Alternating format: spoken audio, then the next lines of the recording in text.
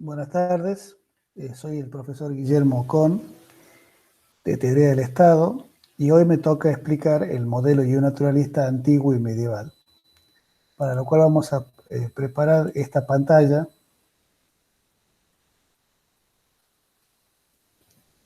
en la que tenemos que contextualizar el objeto de nuestro tema de hoy. El modelo naturalista medieval, antiguo y medieval justamente se origina en la época de la Grecia clásica. Es una primera formulación orgánica y racional de la teoría de la justicia con una teoría del derecho natural. Va a tener un nombre, el modelo aristotélico, se va a llamar también, y va a ser de pensamiento, el pensamiento prioritario, el modelo prioritario de todo este periodo. También va a tener vigencia durante la Edad Media, solamente que en la Edad Media va a tener la influencia del pensamiento de Tomás de Aquino y algunas modificaciones propias de la época en la que se trata. Pero el pensamiento naturalista, la teoría del naturalismo antiguo y medieval, va a tener una vigencia de aproximadamente 1000 años, desde el momento en que nace con Grecia, se afianza con la formulación aristotélica y luego en la Edad Media continúa vigente hasta ser reemplazado en la Edad Moderna con el pensamiento, con el nuevo modelo de Jovesiano, el modelo Jovesiano que lo va a dejar sin efecto. Entonces, nuestro objeto de estudio abarca la antigüedad clásica, Grecia, Roma y la Edad Media, tanto la Alta Edad Media como la Baja Edad Media. Entonces, comenzamos este desarrollo de la teoría del derecho natural, del naturalismo. En primer lugar, esto es una primera formulación racional realizada sobre la teoría de la justicia encaramada con una noción de derecho natural. En Grecia, aproximadamente del siglo VI a.C., la explicación de los fenómenos naturales siempre estaba de la mano del pensamiento mítico o precientífico que le daba caracteres humanizados y pasiones a los fenómenos de la naturaleza. Con la aparición de los filósofos, aproximadamente por el siglo V a.C., se produce una nueva forma de explicar ya a través de la razón la realidad que circunda al hombre y la sociedad. Esta nueva explicación es una visión cosmológica que viene de la mano de los primeros filósofos. Por ejemplo, Heráclito, que entre otras cosas afirmaba que la realidad es un constante movimiento, un perpetuo cambio, pero ese movimiento y el cambio no es un caos, sino que se trata de un orden superior, eterno, permanente, universal, que él le da el nombre de logos. Logos o principio racional que causa todas las cosas. Esa ley natural que está en todo el universo, impregnada por el mandato de ese logos que ordena toda la existencia, también influye en la ley humana.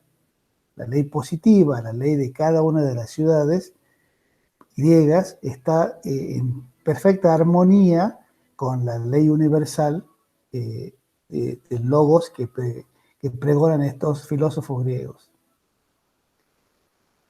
En el periodo antropológico griego se produce una aparición muy importante de la corriente sofista y el pensamiento socrático. Esta unidad entre naturaleza y ley humana se rompe con la aparición de los sofistas, que son los primeros que tratan la separación entre lo que es el concepto de natural y el concepto de lo legal.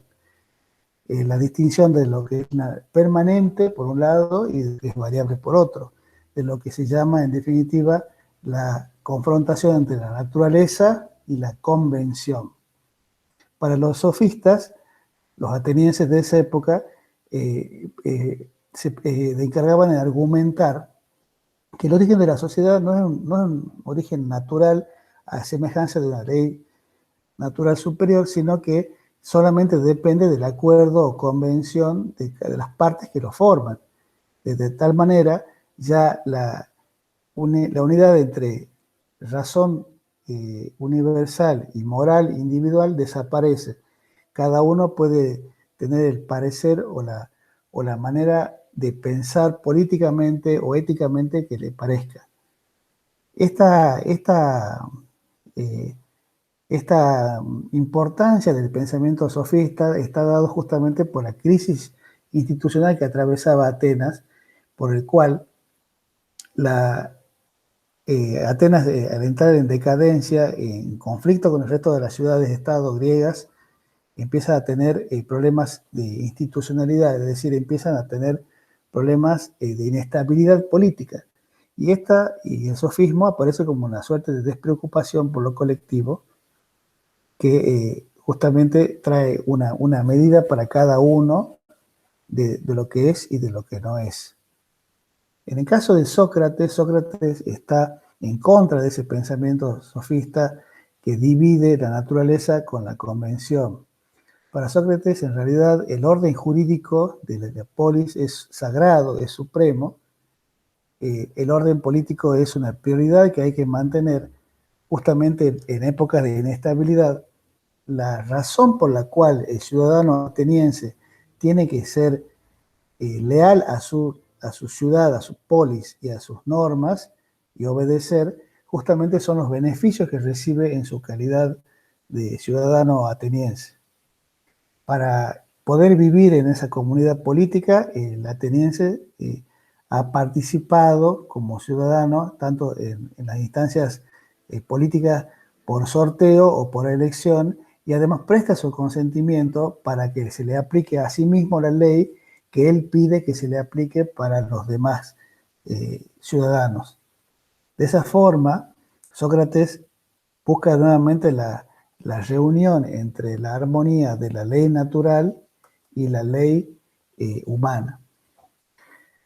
Platón es el discípulo de Sócrates, es un aristócrata y pone a la justicia por primera vez como un concepto que es un orden y de carácter objetivo, ideal, supremo e inmutable. Platón asiste a la decadencia de Atenas allá por el siglo IV a.C. Esparta comienza a ser la potencia más importante de la península helénica y los pueblos persas empiezan a atacar también la península helénica. En esa crisis institucional, Atenas comienza un retroceso político y en ese retroceso político Platón busca recuperar esa estabilidad política con lo que el autor de nuestro libro llama el modelo de la justicia natural. Es un modelo de justicia idealista y no naturalista, es decir, que no toma de los datos de la realidad, no toma de la evidencia empírica, de la observación de los hechos, porque entiende que la realidad de las cosas no está ahí, sino está en el concepto ideal. El pensamiento filosófico de Platón obviamente parte de su teoría del conocimiento, en el que la idea o los conceptos son la esencia de las cosas y que la forma material que cada una de esas cosas tiene en particular es algo que no tiene tanta importancia, y que esa contemplación filosófica de la verdadera esencia de las cosas solamente la pueden realizar los que son llamados los filósofos. Los filósofos que en la alegoría de la caverna ser los únicos que se acercan a la verdad, a la contemplación de la verdad, y que sin embargo no son creídos por el resto de sus compañeros ciudadanos atenienses que no tienen la capacidad de contemplación de los filósofos. ¿Cuál es la innovación que trae Platón en este tema? Que la justicia, el concepto de justicia pasa a ser un modelo objetivo, eterno, desanclado de la materialidad de la vida y de la particularidad de cada una de las ciudades. Su forma de gobierno óptima va a ser un ideal político llamada república, que tiene un orden jerarquizado de fuerzas sociales que la componen. Cada una de las personas que componen esta sociedad desempeña una función productiva, de defensa o de guerra y de dirección de la política de la polis. que en la cumbre del mandato político está lo que Platón llama el filósofo rey. Bien, acá nos acercamos al modelo del tema de hoy, el modelo aristotélico del derecho natural. El modelo aristotélico del derecho natural es formulado por, como ya se habrán dado cuenta, con Aristóteles, un estagirita, discípulo de Platón, instructor de Alejandro Magno y testigo de la debacle o de la caída o colapso de la civilización griega. En Aristóteles se produce una poderosa conjunción de conceptos que nos parece importante que tengan en cuenta, tanto la concepción del hombre como de la sociedad, como de la idea de política y de justicia, está dado todo dentro de lo que se llama un modelo aristotélico. Para empezar, el aspecto metodológico que plantea Aristóteles es qué es lo que podemos saber y cómo lo podemos saber.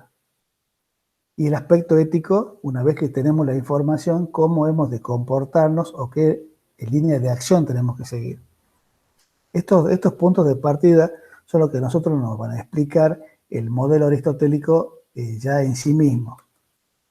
El modelo bionaturalista aristotélico parte de la noción de teleologismo. La palabra teleologismo hace referencia al fin o destino de una cosa o de un ser que está pasando de la potencia hacia el acto, un ser humano, un animal, un objeto, que tiene una esencia, y esa esencia se la mide, se la comprende, se la aprende desde la finalidad para la cual está hecha.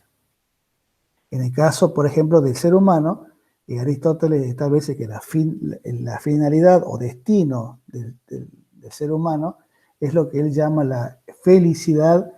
También es una palabra griega conocida como eudaimonía. Esta palabra griega eudaimonía o felicidad implica una vida virtuosa que tiene dos lados. Por un lado, la contemplación filosófica, es decir, aprender la esencia de las cosas, conocer, y por otro lado, la acción práctica que está dedicada a la actividad política propia en la de cada ciudad a la que pertenece. Con respecto al conocimiento que hacíamos referencia recién, ¿qué podemos conocer? El conocimiento en materia de política y de filosofía en Aristóteles nunca es dogmático ni exacto, sino que es probable. En las ciencias sociales, como se llamamos actualmente, el conocimiento sobre las acciones humanas, sobre las reglas, sobre los mandatos políticos, sobre el deber de obediencia, sobre las formas de gobierno, nunca va a ser un conocimiento exhaustivo ni agotado, sino que va a ser siempre un conocimiento aproximado. Siempre va a existir en Aristóteles la opción que en materia de conocimiento de las cuestiones humanas exista el espacio para la creatividad de cada polis en cuanto a qué forma de gobierno va a definir como mejor para esa polis. Es decir, en el caso de Aristóteles, el conocimiento práctico siempre es probable, aproximativo, y eso genera un fructífero y nutritivo espacio para los argumentos. Este espacio para argumentos es un ámbito por el cual se permite que los actores políticos puedan debatir sus puntos de vista que pueden ser opuestos y llegar a una solución. Este tema de la dialéctica va a ser también va a tener una continuidad en la Edad Media muy importante. El hombre son politicum. La naturaleza social del hombre, para Aristóteles, parte de su naturaleza finalista. El hombre es nacido en una comunidad pequeña llamada familia, luego transcurre por una sociedad imperfecta como la aldea y termina logrando su realización plena en una entidad política que le llama la polis, o también llamado, Estado, en el que ese Estado polis autosuficiente le permite al hombre desarrollar todas sus potencialidades y lograr la felicidad. Este trayecto, desde la familia hasta la polis, es un trayecto histórico para Aristóteles, es decir, es un proceso registrado, un proceso no abstracto, sino concreto, un proceso gradual, un proceso inexorable. Y siempre nos da a nosotros esta idea del modelo naturalista aristotélico como una totalidad, el Estado superior a las partes, pero que a la vez cada una de las partes vale por lo que es en sí misma, sin subordinarse, a riesgo de perder su identidad. Otro concepto importante que tenemos que abordar es el de justicia según Aristóteles. Existe una clasificación un poco compleja de justicia que vamos a desarrollar acá. Por un lado está la justicia según la igualdad y por otro lado está la justicia según la ley. Según la igualdad, la justicia puede tener dos tipos de clase. La justicia igual para igual es llamada justicia correctiva, que es una justicia de carácter horizontal, judicial y que cubre las diferencias que existen entre personas que en paridad de condiciones particulares disputan una situación. Por ejemplo, una deuda, un daño, lo que uno pide y el otro rechaza. ¿Cómo se resuelve esta justicia correctiva? A través de la justicia judicial, con una composición aritmética. Si la deuda era tanto, se ordena el pago de dicha deuda.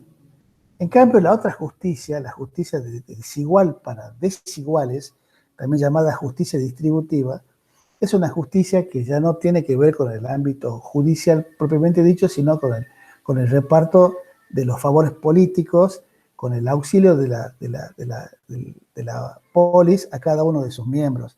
Es una relación vertical, ya no horizontal, sino vertical entre gobernantes y gobernados y de carácter geométrico. Eso significa que a los más desfavorecidos, Aristóteles propone darle mayor ayuda que a aquellos que no la necesitan. Existe también una convivencia entre una justicia natural, ley común, universal, una justicia legal y una justicia convenida, no común. Es decir, Aristóteles en su modelo admite la existencia de una justicia natural general, universal, pero también admite una justicia local propia de cada una de las polis que tiene sus características particulares, y eso no contradice el principio de la justicia natural. Según el criterio de clasificación, la justicia según la ley, eso ya dentro de lo que es el orden político de cada ciudad, hay una ley natural que es igual a todos y en todas partes, es una justicia tendencial y no inmutable, es decir, que Aristóteles siempre admite la posibilidad de que ese criterio de justicia vaya cambiando en el espacio y en el tiempo, pero es de carácter general. Y la justicia legal en sentido estricto es aquella justicia por convención, es decir, aquella que cada polis o cada unidad política se da a sí misma, que tiene que ver solamente con sus propias idiosincrasias, problemas, su aquí y su ahora. Otro aporte importante de Aristóteles en el pensamiento de su modelo, que como se podrán dar cuenta es bastante complejo y tiene muchas consecuencias, es la teoría de las formas de gobierno. La teoría de las formas de gobierno aristotélica fue un modelo exitoso, preponderante, que estuvo toda la antigüedad y toda la Edad Media hasta que fue reemplazado, como ya dijimos, por el modelo jovesiano allá en la modernidad. La construcción de las formas de gobierno de Aristóteles parte de la base de dos cuestiones importantes. ¿Quién gobierna? Una cuestión cuantitativa. ¿Gobierna uno, pocos o muchos? Y cómo gobierna, una cuestión cualitativa, es decir, gobierna bien, para el bien común o para el bien propio. De esa manera, la clasificación que hace Aristóteles, para lo cual considera una graduación de mejor a peor, parte del gobierno de bien común de uno solo, la monarquía, la aristocracia, luego lo que él llama la politeia, que es el gobierno de muchos para el bien común, su forma negativa, la democracia, la oligarquía y finalmente la tiranía. Otro dato importante que tenemos que tener siempre en cuenta, y les pido que lo tengan presente, es la noción de gobierno mixto. La noción de gobierno mixto en Aristóteles es la posibilidad de extraer una estabilidad política, una duración exitosa de las formas de gobierno que sobreviva a los reclamos de diferentes sectores sociales y crisis a través de una mezcla del elemento popular, el elemento aristocrático y el elemento monárquico en uno solo. Ese gobierno mixto, según Aristóteles, y ya vamos a ver posteriormente, lo dice Polibio, otro griego, lo dice Cicerón, tiene en sí mismo los anticuerpos, las respuestas a todas las reclamaciones y demandas de los sectores sociales que están representados en ese gobierno mixto. Bien, Aristóteles termina con la época de la caída de Grecia, el helenismo, es la aparición de Macedonia como potencia importante dentro de la península griega, pero que va a tener una duración efímera, pero muy importante porque Macedonia con Alejandro Magno va a ser el nexo entre Grecia y Roma.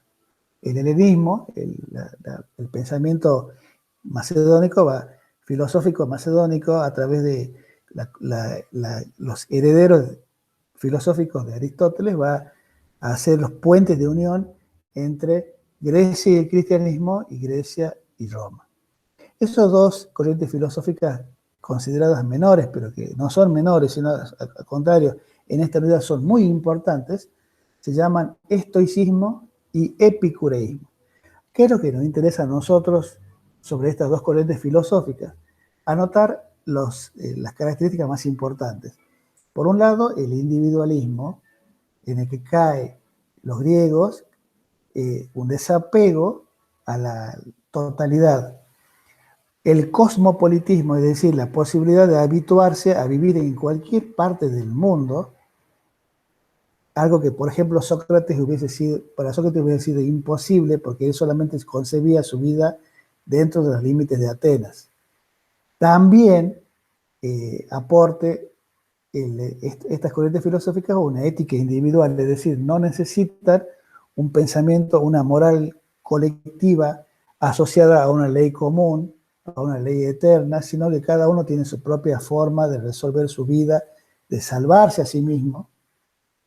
Y bueno, obviamente en materia de política, la retracción política, es decir, el retiro de la actividad política, indiferencia, y eso se llama la separación de la totalidad, es decir, cuando ya los individuos no encuentran sentido a una solución colectiva, a un modelo colectivo que les permita a ellos forjar su felicidad, su salvación, simplemente se dedican ellos entonces a la búsqueda de su propia felicidad. Lo que trae de importante estas corrientes filosóficas estoicas y epicúreas trae nuevamente a la mesa el concepto de ley natural universal. Es decir, nuevamente un principio totalizador, completo, global, también llamado logos y recta razón. Un orden inteligente, impersonal, pero inteligente, que regula toda la existencia posible, concebible. Este logos establece un orden, establece un plan y un sentido. Eso es importante en el concepto de filosofía. ¿Por qué? Porque evita la noción de caos y de deriva y le da a cada uno de los habitantes la posibilidad de pensar que existe en esta existencia, en este mundo, un destino y un sentido para el cual cada uno ha nacido. Este sentido, este orden, esta concordancia de normas se refleja también en el nivel humano, de las leyes humanas. Entonces acá nuevamente el helenismo trae como una característica importante la unidad entre lo que es la ley natural y lo que es la ley justa. Lo que no es natural no es legal. Hay una identidad entre lo que se entiende como ley natural y la ley que es justa o dentro de lo legal.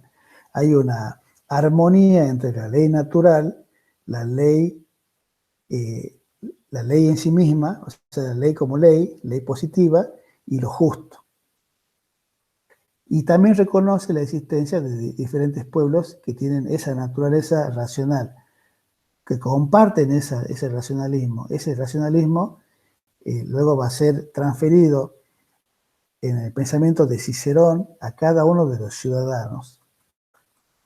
Bien, pasamos a Roma. Roma se convierte en la nueva referente político del mundo antiguo, desbancando al mundo griego. Y en el periodo de la República es cuando florecen los conceptos de libertad y ley asociados. Este periodo de República, previo al Imperio, tiene su pensador más importante a Cicerón. ¿Qué es lo que tiene de importante este aporte en de este momento de historia de Roma? Por un lado, se vuelve a repetir como una consecuencia de la concepción estoica, la igualdad de todos los hombres. Una ley natural inmutable y eterna. Traemos de Aristóteles la forma de gobierno mixto que busca el equilibrio. Y de esa forma la construcción que propone Cicerón como mejor forma de gobierno es la república, es a que define como aquel gobierno justo sometido a una ley natural. Acá también nuevamente vuelvo a poner énfasis en el concepto de gobierno mixto, que tiene como elemento deseable la estabilidad política y de que la ley es suprema y que es la que garantiza la libertad de cada individuo ciudadano romano. ¿Cuál era el panorama que estaba atravesando Roma en ese momento? Roma, la República Romana, se estaba desmoronando, estaba en crisis política y la crisis política a la que asiste Cicerón termina derrumbando el orden político existente, dando lugar a una nueva etapa que se llamará imperio. El imperio con el advenimiento del cristianismo. Acá tenemos el cristianismo. En la imagen que ustedes tienen ahí, ven que la coronación del emperador, del monarca, lo hace la iglesia, es decir, el papa, el representante del papa. Con la aparición del cristianismo, políticamente, como un pensamiento políticamente relevante, se da con la conversión al cristianismo de Diocleciano y del resto de los emperadores romanos. Y a partir de ese momento el cristianismo se transforma en la religión oficial del Imperio Romano y trae una serie de notas distintivas que tenemos que estudiar acá como características importantes.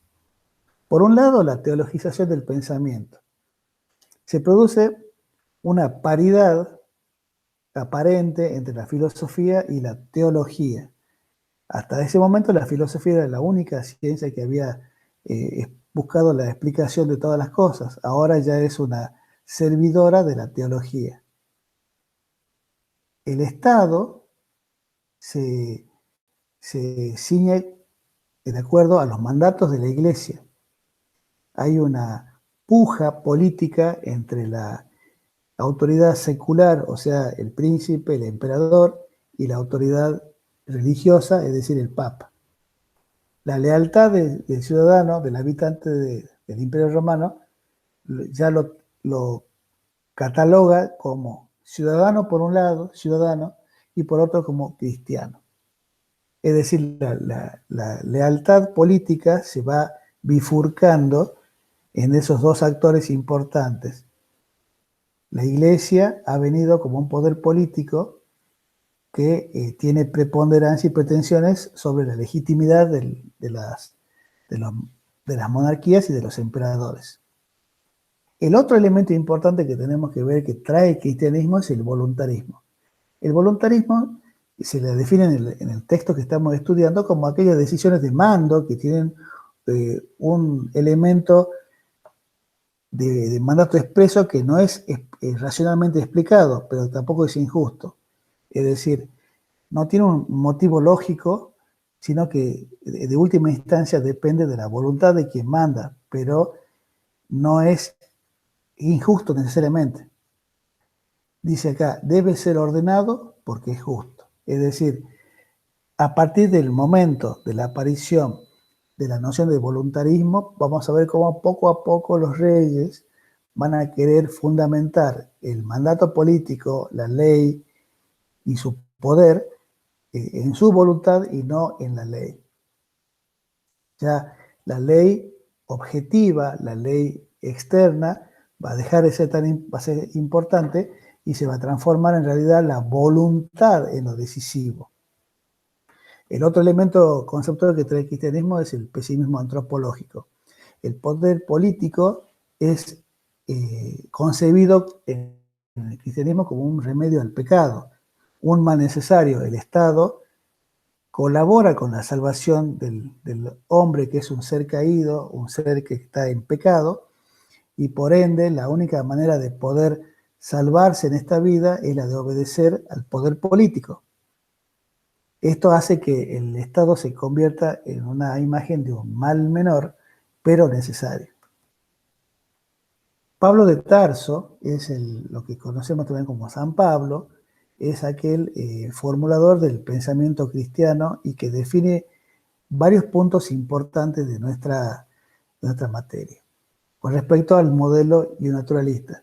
Por un lado, asimila la ley natural, es decir, la noción de derecho natural que venía ya desde los estoicos y antes, a los 10 mandamientos judíos. Es decir, para él existe una total coherencia y coordinación y correspondencia entre los 10 mandamientos y la ley natural.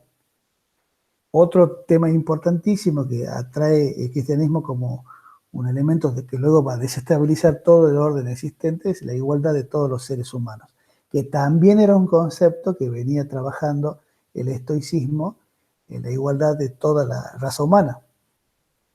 También trae y reafirma la obediencia a la autoridad secular, es decir, a la autoridad civil y política, diciendo que se le debe obedecer al príncipe porque de última instancia toda la autoridad siempre viene de uno solo, de Dios.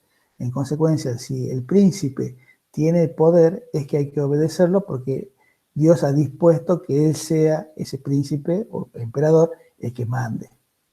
Y la obligación del cristiano es la de obedecer. Bien, en Roma se produce la aparición de la ciencia del derecho. Otro tema importantísimo. Por primera vez, el derecho, conjunto de reglas que ordenan la actividad, la convivencia humana, se formula como una ciencia que tiene autonomía propia, aunque comienza desarrollándose en el ámbito de las relaciones privadas de las personas. ¿Y a través de qué actividad el derecho se va desarrollando como ciencia? A través de lo que el autor de nuestro texto habla de la jurisprudencia, los jurisconsultos romanos. Los jurisconsultos romanos. Los jurisconsultos romanos eran asesores o consultores jurídicos que sabían de derecho y que intervenían originalmente en la definición de los problemas y la solución de las cuestiones. Los jurisprudentes romanos, los jurisconsultos romanos, justamente jurisconsultos, ellos dictaminaban, opinaban sobre cuestiones de derecho porque estaban preparados para eso. Originalmente habrán tenido un carácter religioso y sus pronunciamientos siempre eran orales, no había manera de registrarlos por escrito. Con el tiempo se separa de la órbita sagrada y se dedica solamente a la actividad del análisis del derecho y lo trabaja por escrito. Estos dictámenes hicieron famosos a muchos jurisconsultos romanos que estuvieron en la época republicana, clásica y posclásica. Cuando decimos eso, estamos hablando aproximadamente de unos 600 años historia del derecho romano. Algunos jurisconsultos se hicieron muy famosos con sus sentencias, sus opiniones, y eso dio lugar a lo que se llama el argumento de autoridad, es decir, se obedecía el dictamen de aquel jurisconsulto célebre que había resuelto un caso concreto en el pasado, estableciendo un precedente para futuros casos.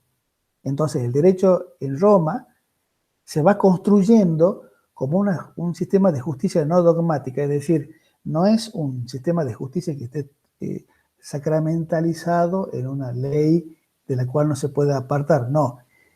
Los jurisconsultos romanos tenían la factibilidad, la posibilidad de solucionar cada uno de los conflictos que se presentaban en cada caso concreto, atendiendo al estudio de la naturaleza de las cosas con un carácter analítico, de lo cual luego se extraía una regla para resolver situaciones futuras. Ese es el movimiento que desarrolla el derecho como ciencia en la época de Roma. ¿Qué características tiene el derecho romano como ciencia? Primero, es omnipresente en toda la vida de las personas. No hay una separación entre la moral y el derecho. La moral privada está dentro también de los conceptos de lo que es bueno y de lo que es justo. Hay una noción muy fuerte, un nexo muy fuerte entre derecho y justicia. El derecho es el arte de lo bueno y de lo justo. La justicia es la voluntad constante y perpetua de dar a cada uno lo que es su derecho. Hay una correspondencia entre lo que es el derecho, lo que es bueno y lo que es justo. Convive en este momento del pensamiento romano, de la formulación del derecho romano, un panorama general llamado derecho natural, que completa al derecho positivo de cada una de las ciudades. Como consecuencia de la expansión de Roma, y eso también es un fenómeno que lo vamos a ir viendo recurrentemente, aparece un nuevo concepto llamado ius gentium, derecho de gentes. Este ius gentium originalmente era un conjunto de normas que resolvía problemas o cuestiones que se suscitaban entre romanos y bárbaros, entre ciudadanos romanos y extranjeros. Bueno, la decadencia de la jurisprudencia. Los juristas, con el paso de los siglos, adquieren mucha celebridad y relevancia. Sin embargo, el Estado romano hace un trabajo de absorción de su poder. Ya cambia, le va quitando facultades, le va quitando posibilidades de resolver según el caso concreto. No pueden crear derechos, sino que solamente deben interpretar la letra de la ley. ¿Por qué? Porque la ley es la voluntad del príncipe. El rey está siempre por detrás de la ley. No puede un jurisconsulto, y estoy hablando de la última etapa del Imperio Romano de Occidente, no puede un jurisconsulto apartarse de la voluntad expresa de la ley, de la ley que es voluntad del rey, voluntarismo del rey. Bien, en la caída del Imperio Romano de Occidente vemos lo que se llama la vulgarización del derecho. En ese momento de colapso de civilizaciones, en donde el Imperio Romano se va viniendo abajo, se viene abajo y a la vez avanzan los pueblos bárbaros, se produce la coexistencia de dos órdenes normativos, las leyes romanas y las leyes bárbaras, que en realidad más que leyes eran costumbres bárbaras. El Imperio Romano de Oriente sobrevive a la caída, a la decadencia en Bizancio, en Constantinopla, y los emperadores orientales hacen un trabajo tardío de recopilación de todos los cuerpos de derecho romano clásico, llamados institutas, corpus iuris, el digesto, el código, la pandectas. Esta recopilación, corpus iuris civilis, el cuerpo de derecho civil que se llama, trajo como consecuencia una importancia de la letra de la ley, en la cual, por ejemplo, la ley posterior deroga a la anterior.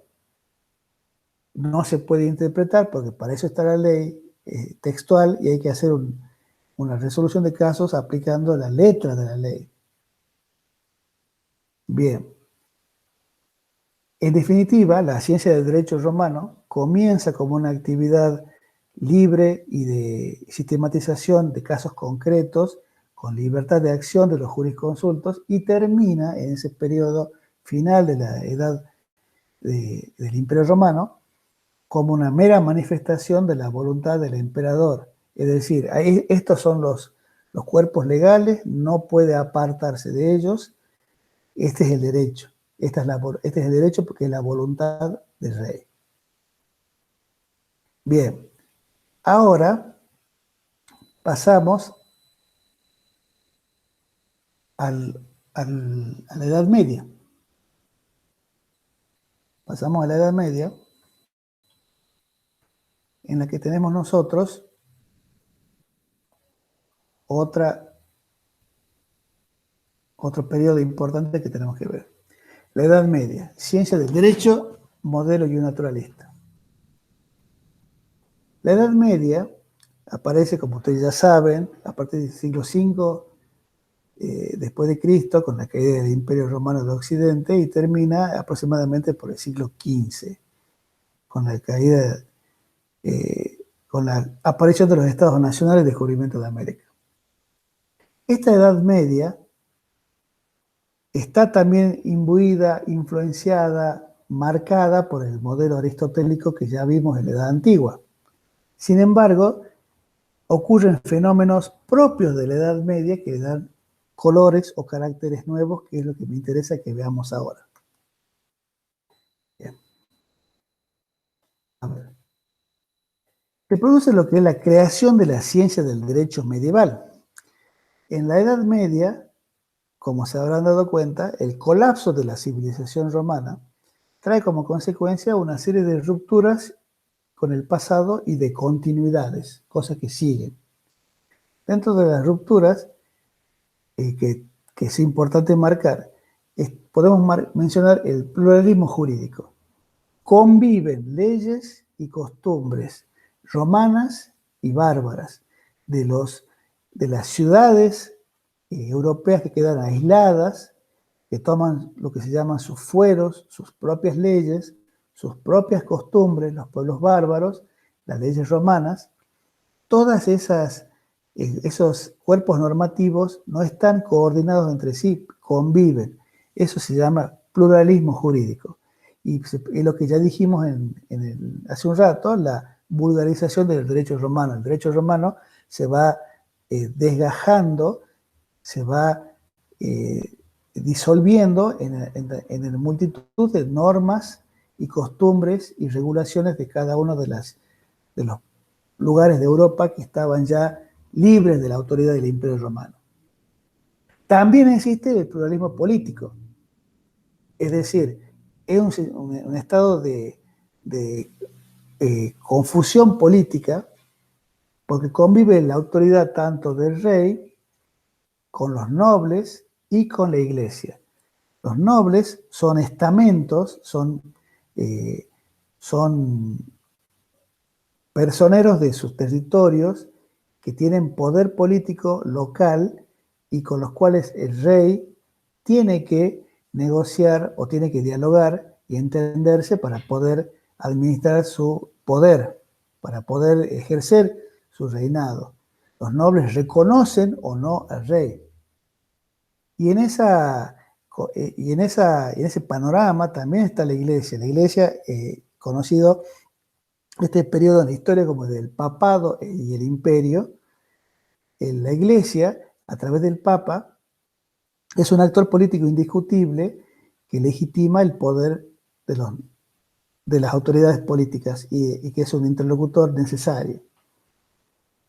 La ley tiene un límite, ya no existe esa ley absoluta que quería el emperador romano en aquel momento, porque las mediaciones con las que tiene que tratar en cada región de Europa le impide tener un poder total, y el poder se acota, el poder se fragmenta, el poder se disgrega, el poder se construye y se se trabaja permanentemente. Sí se mantiene la noción del Sacro Imperio Romano Germánico. En el siglo VIII, Carlomagno es coronado como emperador del Sacro Imperio Romano como una suerte de continuidad de la cristiandad dentro de Europa, pero en realidad esta continuidad es muy distinta a la del emperador romano clásico que conocíamos en la antigüedad. Bien, con respecto a la cultura, la iglesia y el derecho canónico, el derecho público se privatiza. ¿Eso qué significa? Que los patrimonios que les corresponden a los príncipes pasan a ser considerados como pertenencias personales, transmisibles por herencia y por el cual pueden también ellos utilizarlos en alianzas matrimoniales para lograr poder político. Ya los bienes, las tierras, las riquezas no son de la corona, sino son de cada una de las familias reinantes. Desde el punto de vista cultural, existe una atomización cultural, una regresión cultural, como ustedes ven ahí en la imagen. El saber ilustrado, solamente pervive en los monasterios. Los únicos que saben leer y escribir, copiar libros y mantener la cultura son los monjes, que tienen solamente ellos esa capacidad de multiplicar o de mantener el acervo cultural de Occidente. Por otro lado, desde el punto de vista filosófico, la patrística es la doctrina de los padres de la Iglesia de la primera parte de la Edad Media, San Agustín, San Crisóstomo, que establecen la continuidad del concepto de ley eterna, de Dios, ley natural, ley temporal, y la coexistencia del derecho civil de gentes y natural, es decir, de un derecho que abarque tanto la multiplicidad de pueblos y que esté dentro de un marco mayor que está contenido por la ley de Dios. La Iglesia se transforma en un actor político plenamente identificado. El elemento característico de la Iglesia es el poder de coronar. El poder de coronar, el poder de establecer, de determinar la legitimidad del poder político por sí mismo. De ahí salen las dos teorías, la teoría de las dos espadas y de la plenitud del poder. La teoría de las dos espadas, formulada por un lado, decía que Dios le había dado a la Iglesia un poder espiritual y al emperador o al rey un poder político secular, y que ambos poderes convergían y se armonizaban entre sí, se colaboraban. En realidad, la teoría de la plenitud del poder decía en realidad que el poder de Dios venía solamente al Papa y era el Papa el que coronaba a los príncipes, es decir, la preponderancia, la prioridad de la Iglesia sobre el poder político. Bien, acá vamos a ver un fenómeno muy interesante dentro de lo que es la Edad Media, el mos italicus y ius comune. Esas son palabras latinas que significan el modo italiano de hacer el derecho y el derecho común. Bien, estamos ubicados en la Edad Media, en la Baja Edad Media, en la segunda parte de la Edad Media. Se ha producido un cambio con relación a la primera parte de la Edad Media. Las ciudades se han ido desarrollando, aparece lo que se llama una nueva clase social dedicada al comercio, la burguesía, las ciudades se van expandiendo, buscan el intercambio comercial y los reinos van afianzándose a sí mismos buscando consolidar su propio poder. De esa manera, el rey medieval local va a tener siempre presente que para tener el poder tiene que ser considerado legislador. Es decir, acá hablamos de derecho. Existe un ius comune y un ius propio, un derecho común y un derecho propio. El ius comune es el derecho romano clásico y el derecho canónico. Y el ius propio es aquel derecho consuetudinario, aquel derecho de costumbres, local, ancestral, que es el que en definitiva en la Edad Media se va a terminar imponiendo, porque falta un elemento unificador en la Edad Media que centralice la norma de derecho. Cada reino busca su propia norma, cada reino busca su propia ley, afianzar su propia autoridad.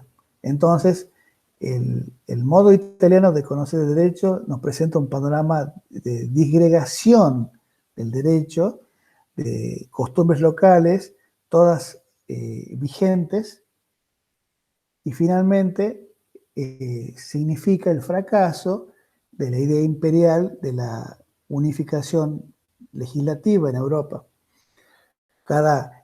¿Cómo termina este panorama en la Baja Edad Media? Termina con que cada región tiene su propio derecho, su propia característica local, es su derecho propio.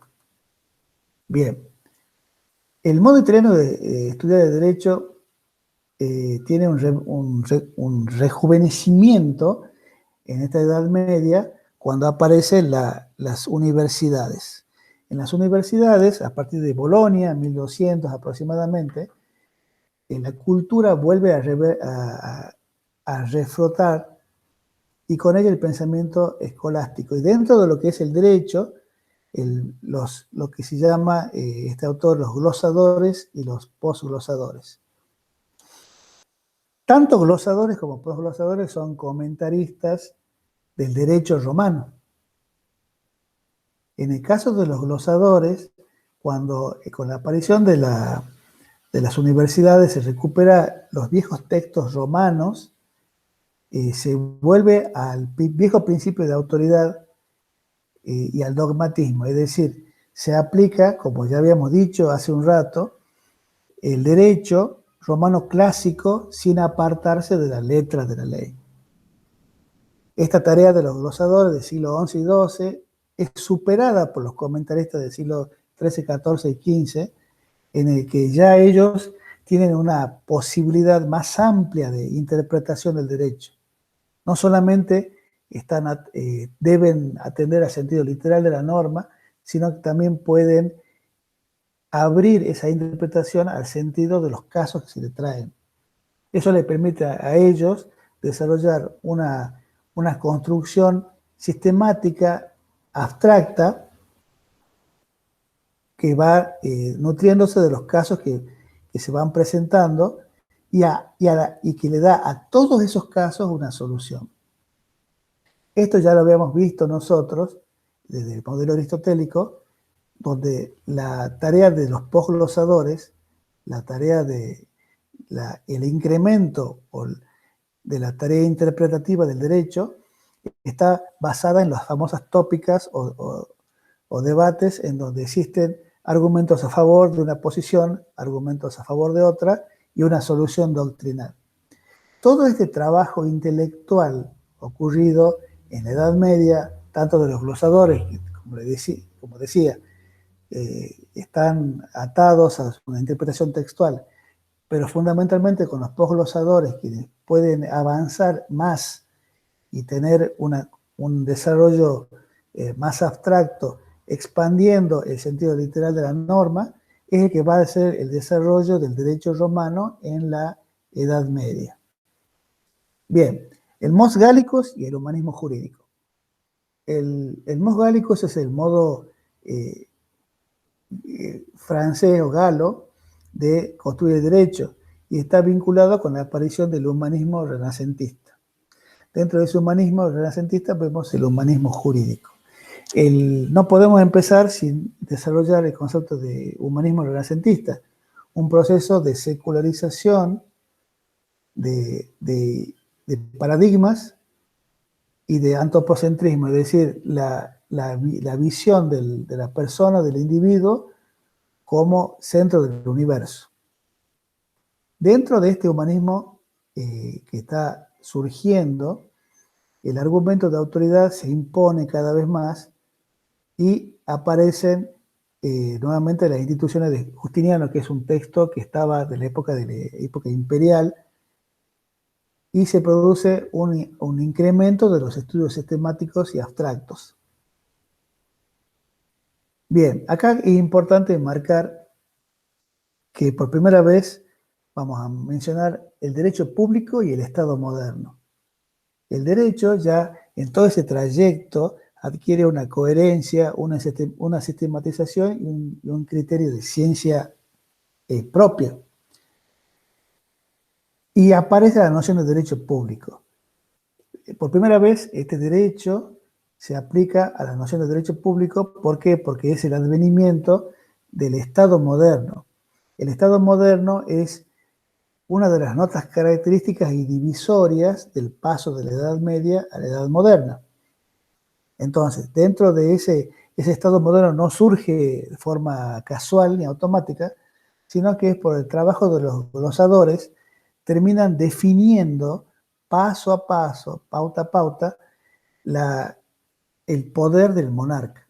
Van definiendo, van creando el concepto del legibus solutus del monarca. El legibus solutus significa que el monarca está por encima de la ley que él mismo crea.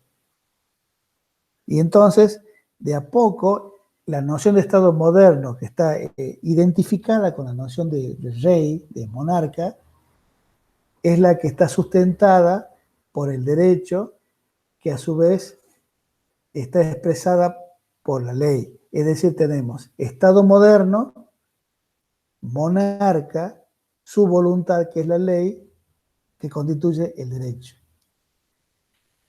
Luego el autor se detiene sobre la autoridad, el poder del pueblo, sobre las teorías que circulaban hacia fines de la Edad Media sobre el poder del pueblo. Algunos hablaban de una delegación, otros de una transferencia total. Lo que nos importa a nosotros es que, y eso lo vamos a ver rápidamente, es que la noción de pueblo en la Edad Media no es una noción de pueblo como la podemos entender actualmente.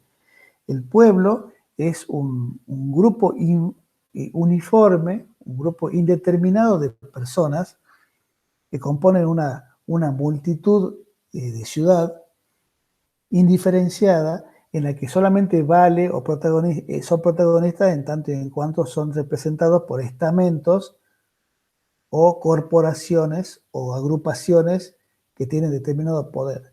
El pueblo como pueblo llano, como sector popular, en la Edad Media no existe. En consecuencia, cuando se habla de la atribución del poder divino de Dios al pueblo y del pueblo al monarca, en realidad se está hablando de una construcción teórica en la cual el poder va al pueblo, pero no le pertenece al pueblo, es sin el pueblo. Bien, en Inglaterra ocurre un fenómeno paralelo del desarrollo del derecho distinto del continente, conocido como common law. El common law es el derecho común, es un derecho consuetudinario y judicial. ¿Por qué es consuetudinario? Porque los jueces ingleses recorrían los territorios de la isla e iban resolviendo cada problemática que se les presentaba a su conocimiento y decisión, aplicando las costumbres locales y los precedentes. Este fenómeno vivo de construcción de derechos sobre cada caso en particular es totalmente paralelo, independiente del sistema continental.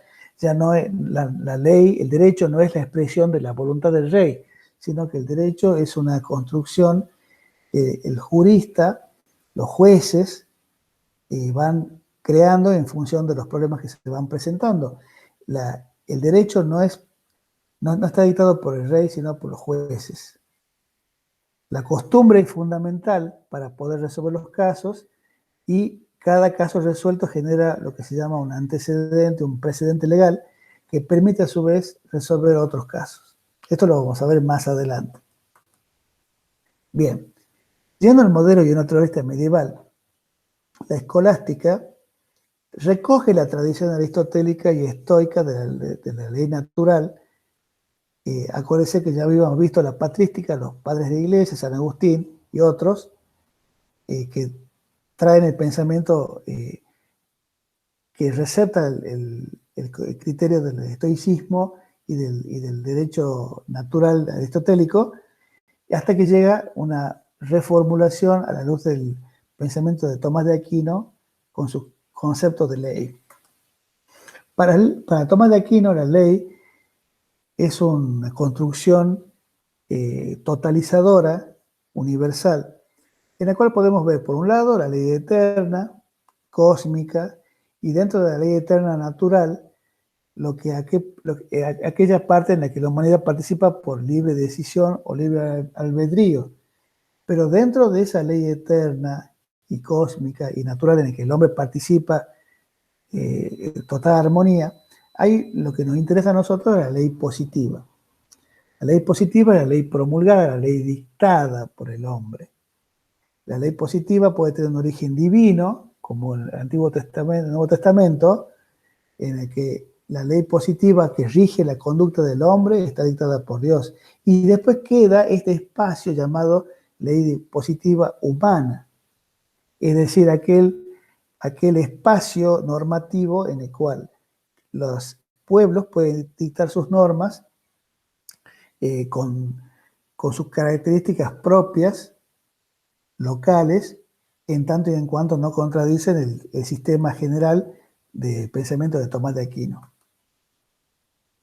La ley tiene un carácter finalista, así como continúa el concepto de causa final de Aristóteles, continúa el concepto de orden cósmico del estoicismo y concibe a un Dios ordenador de todo el orden universal.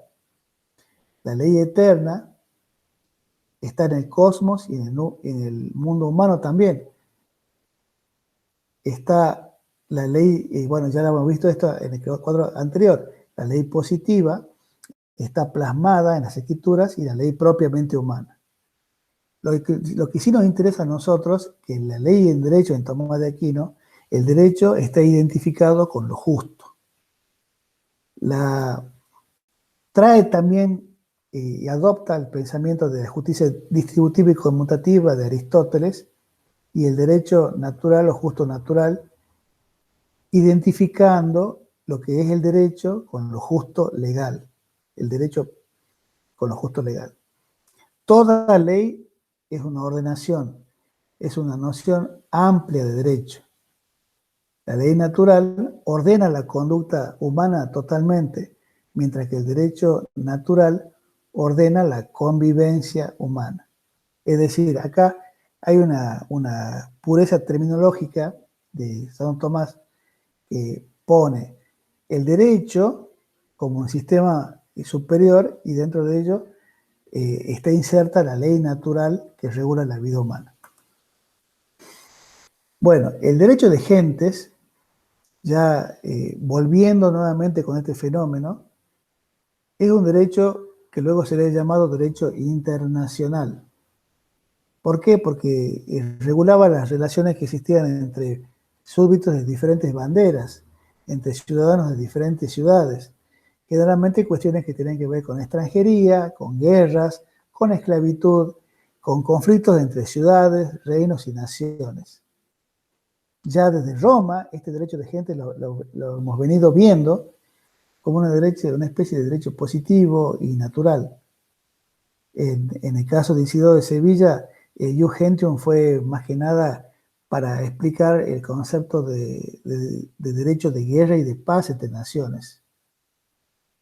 Y bueno, y en el caso de Tomás de Aquino, sí es interesante poner que el derecho de gentes es aquel punto intermedio entre el derecho natural y los derechos, el derecho natural universal y los derechos civiles de cada uno de los pueblos.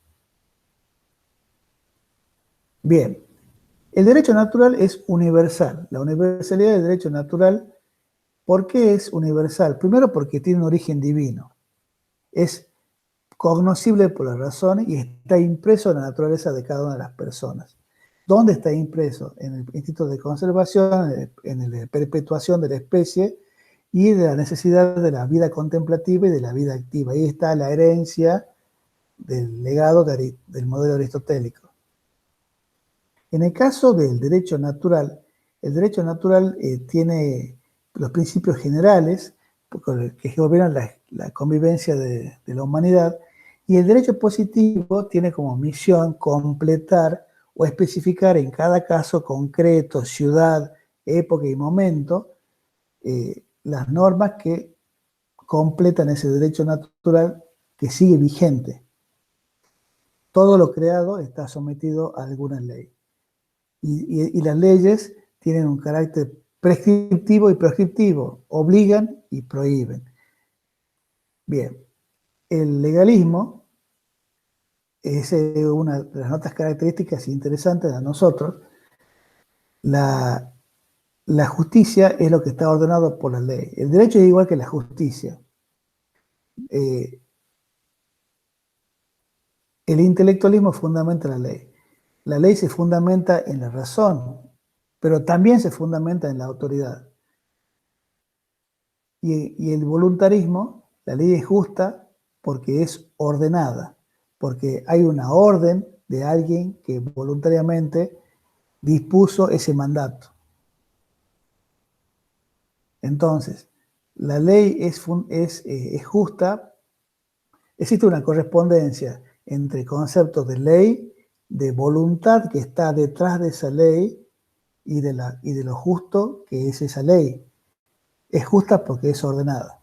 No solamente una ley es justa porque racionalmente surja que sea justa, sino que también tiene que tener un elemento de voluntad del que manda para darle carácter de justo. Bien, con respecto a la legitimidad del derecho del poder político, San Agustín ya había dicho que una ley que no es justa no es ley. Y aquí se produce una situación, bueno, dentro del modelo de Agustín, de Santo Tomás, que la sociedad natural del ser humano hace que el Estado sea para él la sociedad perfecta y el bien común siempre sea superior al bien individual. Entonces, de las teorías de la atribución divina del poder originario al pueblo, la teoría descendente y la teoría ascendente del pueblo al monarca. La teoría descendente establece que de Dios va al pueblo y del pueblo al monarca. Pero en realidad, y la teoría ascendente habla de que el poder viene del pueblo hacia el monarca, pero previamente el poder que tiene el pueblo descendió de Dios. Es decir, todas las teorías de poder originario son descendentes, solamente que en algunos casos el poder se detiene en el pueblo para que el monarca gobierne por el pueblo, pero sin el pueblo. Bien. En la última etapa de la Edad Media y advenimiento de la Edad Moderna, las ciudades italianas tenían un sistema que se llama republicanismo democrático. Acá en este sistema democrático, que no era democrático como se conoce actualmente, el pueblo participaba en el gobierno, el rey era un ejecutor de, de los mandatos de las corporaciones, pero los actores políticos no eran el pueblo como se conoce actualmente, sino los grupos sociales, las corporaciones. Esta democracia italiana en realidad no era una democracia propiamente dicha, y la república italiana tampoco era una república como se la conoce actualmente. Tenía elementos mixtos, tenía componente ciudadano, tenía sistema de elecciones y tenía participación de las corporaciones, pero ninguna de estas formas llamadas democracia italiana y república italiana eran en rigor una democracia como se la conoce o una república como se la conoce. En ambos casos ambos estaban formados por los únicos actores sociales y políticos concebibles en la Edad Media, las corporaciones, los gremios, las fuerzas vivas y prevalentes de la sociedad. El pueblo no existía como tal. Bien, finalmente, ¿cómo se concibe el derecho a la resistencia civil? Bien, si bien el principio general que establecía que el poder político venía de la voluntad del príncipe, cuya voluntad es la ley y que por tal motivo debe ser obedecido, existen casos en que se puede desobedecer al poder cuando el poder deja de ser justo, cuando se produce una quiebre entre lo que es el poder que debería ser justo y cuando es injusto. En el caso, bueno, de a poco se va construyendo teóricamente la teoría de la resistencia civil al poder injusto. Por un lado, la resistencia pasiva, es decir, no oponerse, escaparse de los tiranos, y después aparece la formulación concreta ya hacia fines de la Edad Media de la resistencia activa.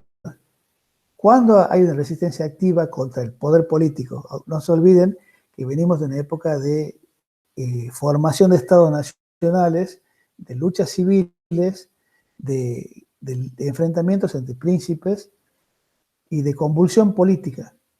Entonces, la resistencia a la autoridad política era un tema muy delicado. Se acepta que en el caso de los tiranos, que puedan ser desobedecidos cuando son gobernantes por título bueno, pero con el paso del tiempo desacreditan su legitimidad y gobiernan para sí mismos. O cuando no tienen título y llegan al poder siendo tiranos, en ese caso existe el derecho a la resistencia civil. Bien, todo este panorama nos muestra un convulsionado sistema político que estaba reformulándose en las puertas de la modernidad. En las puertas de la modernidad se venía nuevamente